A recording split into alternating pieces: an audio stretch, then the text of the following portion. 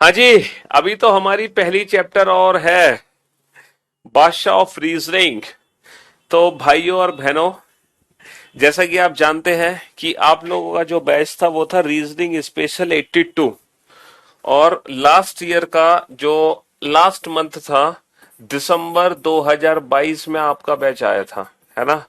Reasoning special 82, ये आपका batch था। एक नंबर बैच था। 8 और 2 10, 1+0 1। ठीक है। तो ये जो बैच था रीजनिंग स्पेशल 82 दिसंबर 2022 में आया था।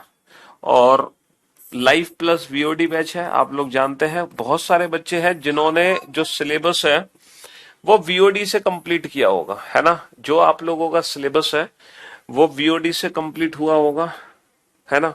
और बहुत सारे बच्चों ने जो सिलेबस है वो लाइव से कंप्लीट किया होगा। लाइव क्लासेस में जितनी भी रीजनिंग थी, पूरी की पूरी रीजनिंग मैंने आपको पढ़ा दी, कंप्लीट रीजनिंग मैंने आपको पढ़ा दी। सिर्फ मैंने दो टॉपिक रिकॉर्डेड फॉर्म में अपलोड कराए हैं आपके लाइव सेक्शन में। आप देख सकते हैं, इनइक्वालिटीज और मैट्रिक्स। ये दो टॉपिक है जो मैंने आपको लाइव में अपलोड करा दिए हैं रिकॉर्डेड फॉर्म में। तो इन दोनों की क्लासेस आप लोगों को मिल गई होगी। इनइक्वलिटी की जो क्लासेस है, मतलब लगभग 4 घंटे की क्लासेस है, 4 या 5 घंटे के आसपास है, अप्रोक्सीमेट 5 घंटे की क्लास। और ये लगभग 30 मिनट की क्लास है। तो ये 5.5 घंटे की क्लासेस है, आपको लाइव सेशन में देखनी है। जो बच्चे लाइव सेशन से अपना सिलेबस बना रहे थे, ठीक है, जिन्होंने वीओडी से बनाया उन्होंने तो कंप्लीट कर ही लिया होगा। ठीक है। तो भाई आप में से बहुत सारे बच्चे हैं जो अब एग्जाम देंगे, या फिर आप में से बहुत सारे बच्चे जो ऑलरेडी एग्जाम दे चुके हैं। तो पहले तो मैं आप लोगों से कहना चाहूंगा, आपका टारगेट चाहे कोई भी एग्जाम हो, चाहे आप इनकम टैक्स इंस्पेक्टर बनना चाह रहे हो, या आप, है ना, डबल ओ बनना चाह रहे हो, या सीएसएस में जाना चाह रहे हो, जो भी आपकी ड्रीम जॉब है, आपको दरोगा बनना है ना, आपको रेलवे में जाना है, आपको बैंक मैनेजर बनना है, जो भी एक्स वाई जी। तो आप लोगों को एक काम करना है, आप लोगों का मेन फोकस, मेन टारगेट होना चाहिए। जैसे आपको एसएससी सीजीएल निकालना है, तो आप लोग सीजीएल के पिछले 2-3 साल के पेपर देख लो, है ना, 2 से 3 साल के प्रीवियस ईयर क्वेश्चन देख लो। ठीक है। और आपको पता चल जाएगा कि जो क्वेश्चंस है वो कहाँ से पूछे जा रहे हैं और कैसे पूछे जा रहे हैं। तो उन चैप्टर्स की, उन क्वेश्चंस की आपको ज्यादा प्रैक्टिस करती है। आप रेगुलर मॉक टेस्ट देंगे, और रेगुलर जो मॉक टेस्ट देंगे आप, उसमें आप खुद को एनालाइज करेंगे कि कौन कौन से ऐसे क्वेश्चंस हैं जहां आप मात खा रहे हो, कौन कौन से ऐसे चैप्टर्स हैं जहां आप मात खा रहे हो, कौन से टॉपिक्स हैं जहां आपका समय ज्यादा लग रहा है, कौन से ऐसे चैप्टर हैं जिनके क्वेश्चंस आप नहीं बना पा रहे हो। तो आप उन चैप्टर्स को दोबारा से रिवीजन करो, आप कंसेप्ट्स का रिवीजन करो। और अगर मान लो कोई टॉपिक है जहां आप क्वेश्चन तो बना पा रहे हो लेकिन आपका टाइम ज्यादा लग रहा है, यानी कि आपकी प्रैक्टिस थोड़ी सी कम है, तो आप ज्यादा से ज्यादा क्वेश्चंस को सॉल्व करने की प्रैक्टिस करो। एक चीज याद रखना बेटा, स्पीड का मूल मंत्र है सिर्फ और सिर्फ प्रैक्टिस। जितनी प्रैक्टिस करोगे उतनी स्पीड आप लोगों की बेहतर होगी, उतनी स्पीड आप लोगों की, जितनी प्रैक्टिस उतनी स्पीड बेहतर रहेगी। सर क्लॉक में 2 क्लॉक टाइप के क्वेश्चन नहीं हुआ एक भी। मैंने आपको अपने यूट्यूब चैनल से क्लास लेने के लिए बोला था कि मेरे यूट्यूब चैनल पे जाके वो क्लॉक की क्लास देख लो, और मेरे यूट्यूब चैनल पे जो उस क्लॉक की क्लास पड़ी है वहां पर आपको ये क्वेश्चन मिल जाएगा, 2 क्लॉक वाला है। तो मैं आपसे कह रहा था, आपकी ड्रीम जॉब चाहे कोई भी हो, आपको सारे गवर्नमेंट जॉब के एग्जाम देने हैं, क्योंकि हर एग्जाम से कुछ ना कुछ आपको सीखने को मिलेगा।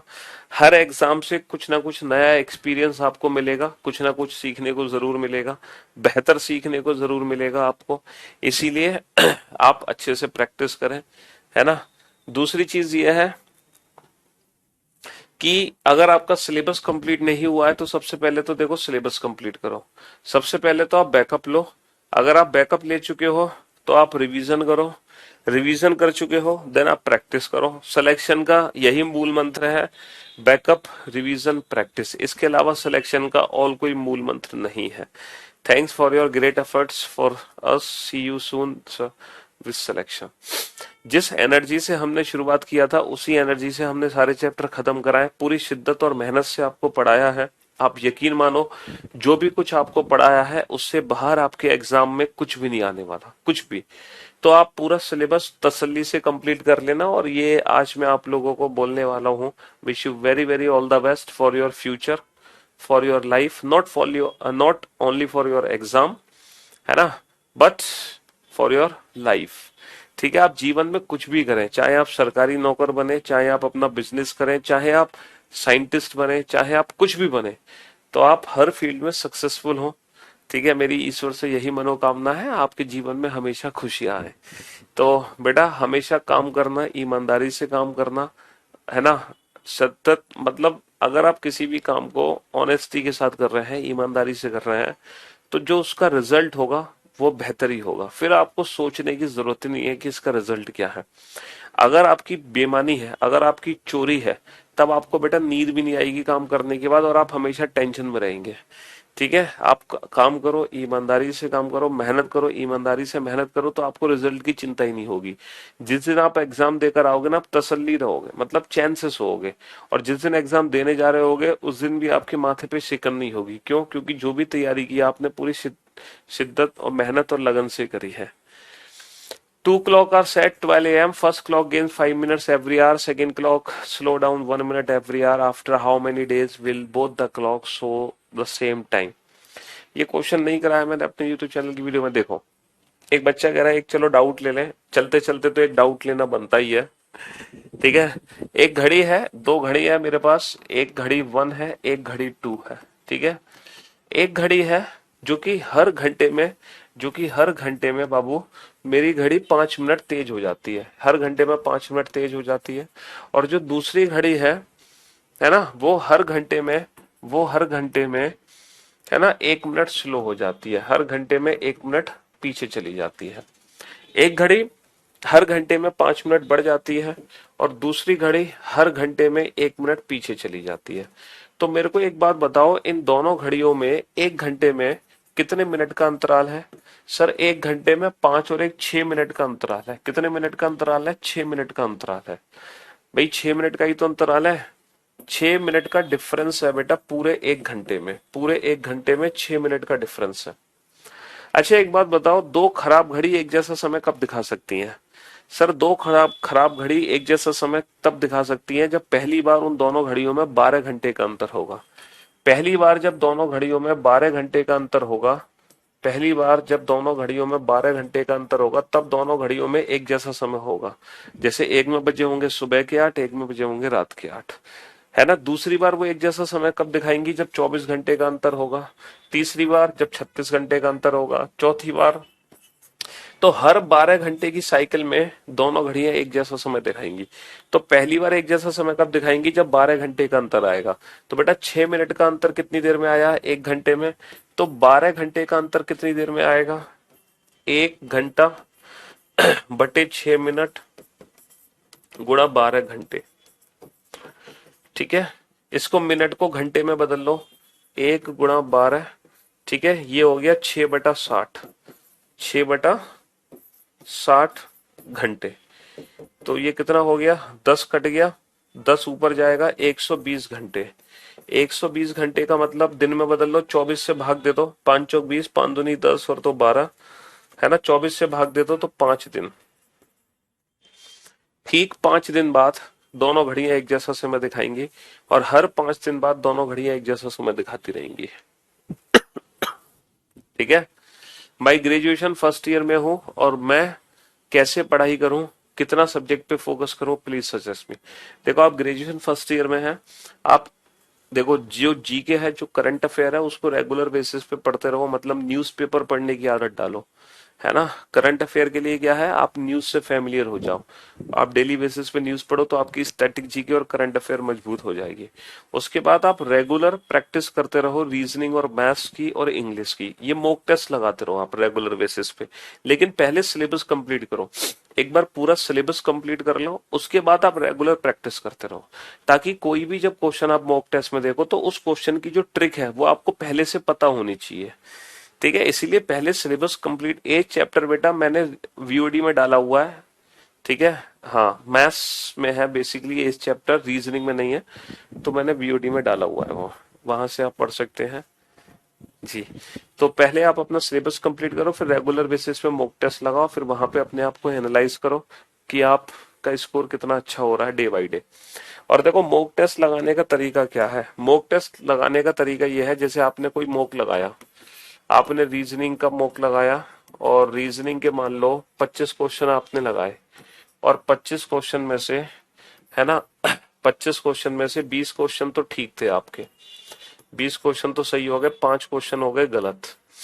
अब ये जो 20 क्वेश्चन ठीक हुए, इन ठीक में बेटा 15 क्वेश्चन तो ऐसे होंगे जो देखते ही सॉल्व हो गए होंगे, 5 क्वेश्चन ऐसे होंगे जिन्होंने टाइम आपका वेस्ट किया होगा। ठीक है, 5 जो गलत हुए हैं, 5 में से एक तो ऐसा क्वेश्चन होगा, एक या दो जो हमसे बाई मिस्टेक गलत हुए हैं, बाई मिस्टेक। ठीक है, और 2 से 3 ऐसे क्वेश्चन होंगे जो हमें आते ही नहीं थे, या तो हमारे पास कंसेप्ट नहीं है या फिर हमारे पास ट्रिक्स नहीं है। ठीक है, अब आपको क्या करना है कि आपने मॉक टेस्ट लगा लिए, 25 क्वेश्चन लगा लिए, आपने देखा 25 क्वेश्चन में 20 सही है, 5 गलत है, और 20 सही में से भी 15 सही तो ऐसे हैं जो कुछ ही सेकंड्स में हमने कर दिए, विदाउट पेन एंड पेपर, चुटकी बजाई आंसर आया, चुटकी बजाई आंसर आया। लेकिन इन 5 क्वेश्चन ने हमारा काफी टाइम वेस्ट किया। तब आपको क्या देखना है कि ये जो 5 क्वेश्चन है ये किस किस चैप्टर से पूछे गए थे, ये कौन कौन से चैप्टर्स थे। तो उन चैप्टर्स का दोबारा से हम रिवीजन करेंगे, उन चैप्टर्स का क्या करेंगे, हम दोबारा से रिवीजन करेंगे, हम उन चैप्टर्स का रिवीजन करेंगे और हम ट्रिक्स को प्रैक्टिस करेंगे और question more number of questions की हम प्रैक्टिस करेंगे, ज्यादा से ज्यादा क्वेश्चन लगाने की प्रैक्टिस करेंगे उस चैप्टर से, चैप्टर वाइज। अच्छा, जो एक दो क्वेश्चन बाई मिस्टेक गलत हुए इसका हम कुछ नहीं कर सकते, इसको भूल जाओ। फिर ये जो 2-3 क्वेश्चन हमारे गलत हुए हैं कंसेप्ट और ट्रिक की वजह से, इन 2-3 जो गलत हुए ये किस चैप्टर से गलत हुए, उन चैप्टर्स को हम दोबारा से पढ़ेंगे। फिर से हम क्या करेंगे, उन चैप्टर्स का रिवीजन करेंगे और दोबारा से सारे क्वेश्चन की प्रैक्टिस करेंगे, दोबारा से सारे क्वेश्चंस की हम प्रैक्टिस करेंगे। ठीक है, हाँ जी।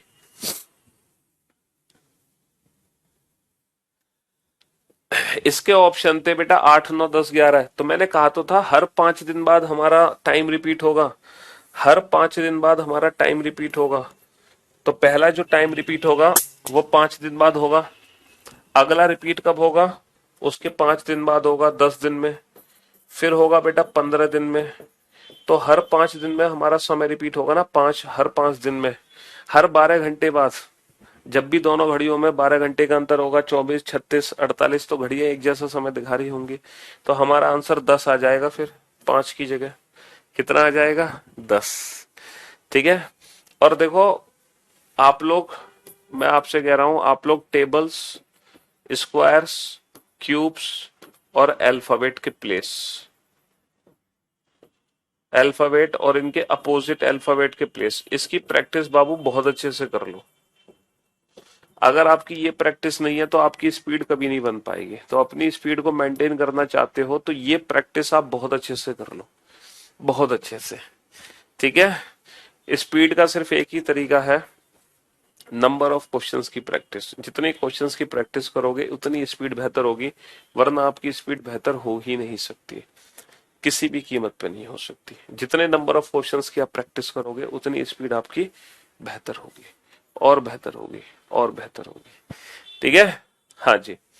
चलिए साहब, तो आप सभी को ढेर सारी बधाई, मतलब ढेर सारी शुभकामनाएं। बधाई मैं आपको एडवांस में दे रहा हूं, आप सिलेक्शन लोगे, पक्का लोगे। ठीक है, और मैं आपका इंतजार कर रहा हूं दिल्ली मुखर्जी नगर में आपका इंटरव्यू लेने के लिए। तो जल्दी से सिलेक्शन लो और हमसे मिलने आओ। ठीक है, हाँ जी। कोडेड इक्वेशन के क्वेश्चन रॉन्ग हो रहे हैं क्योंकि प्रैक्टिस नहीं हो रही, इसलिए रॉन्ग हो रहे हैं, बस यही कारण है, और कोई कारण हो ही नहीं सकता। ठीक है, चलिए साहब, तो शुक्रिया, thank you so much, love you guys, love you all, take care, धन्यवाद। मिलते हैं हम आप लोगों से बहुत जल्द दिल्ली मुखर्जी नगर में आपके सिलेक्शन लेने के बाद। हमसे जुड़े रहें, हमारे यूट्यूब चैनल को फॉलो कर लें, रीजनिंग बाय पीयूष पार्स ने, क्योंकि जो भी अपडेट होगी, जो भी प्रैक्टिस होगी आने वाले समय में मैं अपने यूट्यूब चैनल पे कराता रहूंगा। तो मेरे यूट्यूब चैनल को सभी फॉलो कर लो, इंस्टाग्राम प्रोफाइल, फेसबुक, सब जगह मुझे फॉलो कर लो ताकि हमारे आप टच में रहो। ठीक है, हर जगह हम एक ही नाम से है, रीजनिंग बाय पीयूष पार्स ने। ठीक है, चलिए, love you guys, love you all, take care, शुक्रिया, धन्यवाद, टाटा, bye bye, love you guys, love you all.